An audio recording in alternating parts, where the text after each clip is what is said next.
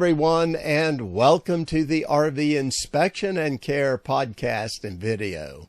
I'm Dwayne. I'm a certified RV inspector, and today we're going to be talking about what I learned firsthand at the big Hershey RV Show that just concluded.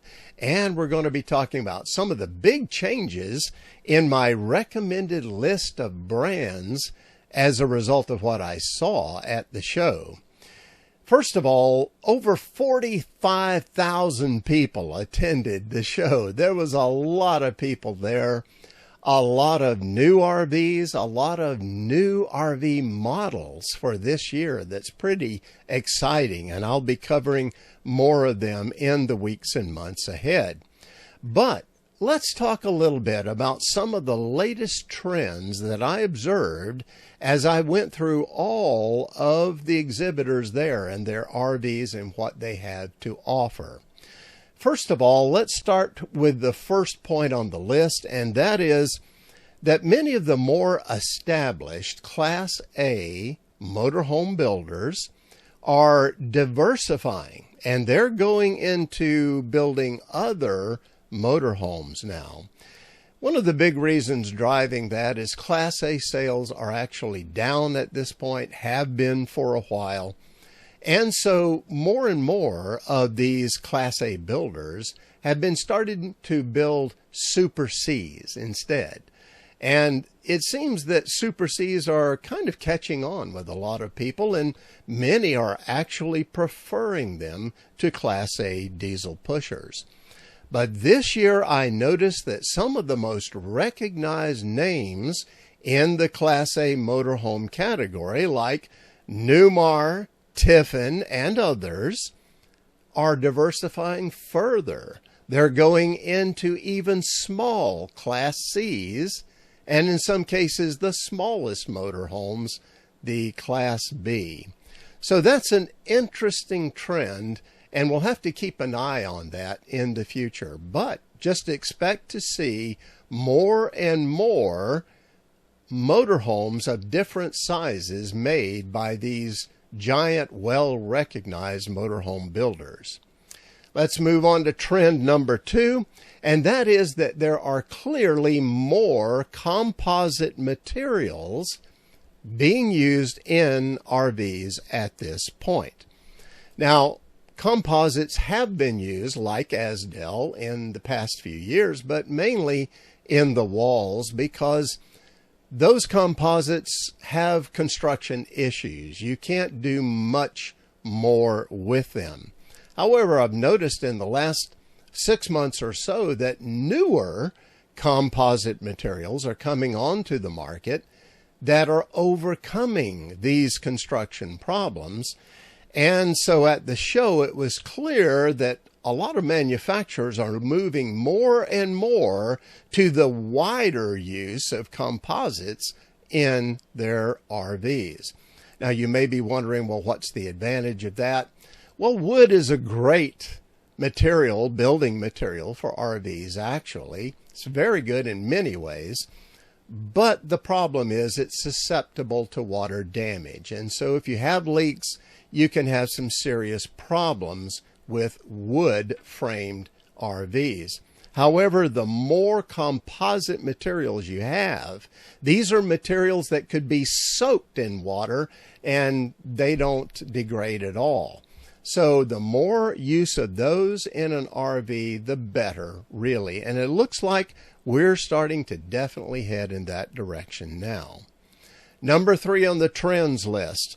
It's clear that on-demand water heaters are becoming very common. Builders are pretty much concluding that the benefits seem to outweigh the drawbacks, especially for campers that like to stay in campgrounds and RV parks, because they get an unlimited supply of hot water without adding any weight to the RV, and that's huge. You know, the water heaters we've had for years have actually worked very well, but they have a tank, and they store the hot water in the tank, and once that hot water is gone, you've got to wait for it to heat it back up again. The issue, though, is not only that you don't have unlimited hot water, but you have that weight that's in that tank in your RV. So on-demand water heaters are really good for a lot of RVers. The only ones that might have a problem with it are those that like to boondock a lot, because you can't really shut the shower off and on easily, because that shuts down the on-demand water heaters, and you can't keep a solid stream of hot water going that way. So for most other people, it's going to be good news, maybe not for boondockers, but clearly on-demand water heaters are going to be more and more common going forward. The next trend I noticed, and this is a good one, is many of the RV builders are moving away from those old air conditioning systems that don't cool very well and make a lot of noise, and they're not efficient at all. There's new air conditioning systems in town like GUI. And if you've never experienced a GUI air conditioner in an RV, you got to check it out. It's actually a European-made air conditioner. It puts out a lot of air, but very quiet. So check that out. Also, the Furrion Chill models are really good too. And Truma is getting in on the action. I noticed quite a few Truma air conditioners as well. So the good news, we're getting more efficient, better cooling, quieter air conditioners coming into the RV industry, and there's a lot of happiness for that.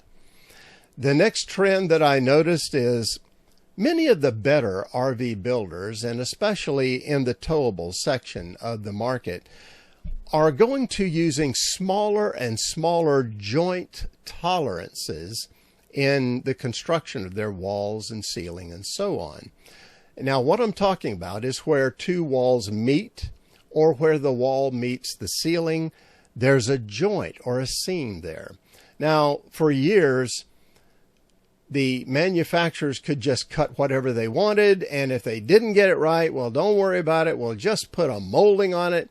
And there were tons of moldings all over the inside of an RV. Well, Brinkley changed that. To a large degree, they're responsible, because they set that bar really high for low tolerance joints and seams. And I've got to say, they're still honestly at the top in that area from what I can see, but others are starting to copy them. And what's the advantage? Well, it means better overall building methods. When you're not being sloppy, when you're being exacting, and you're using detail in the construction of an RV, it's better overall. So hopefully we'll see even more of that in the future. The last trend I'm going to be talking about today is that my recommended brands lists are going to be changing, and soon. Here's some good news.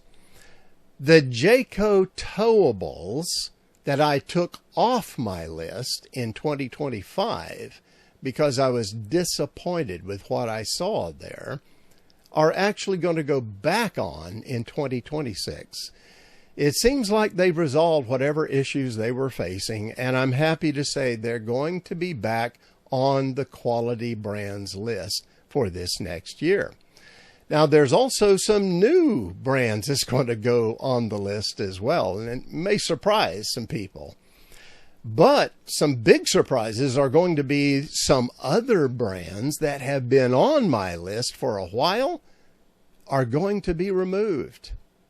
And it will include some large manufacturers with many brands in their umbrella.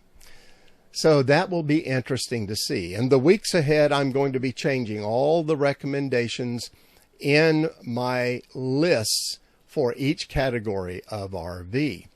Now, keep in mind that these recommended brands lists are the result of personally inspecting literally hundreds of RVs every year at shows like Hershey, the Tampa Super Show, at RV dealers and other places as well. And keep in mind, I'm not paid. I'm not sponsored by any company or any RV builder or anybody anywhere. What I am doing is entirely at my own expense. Now, you may not agree with all of my opinions, and I understand that. However, the one thing you have to know and understand is that whatever opinion I give you, it is my honest assessment, and it's what I actually feel at that time about those brands.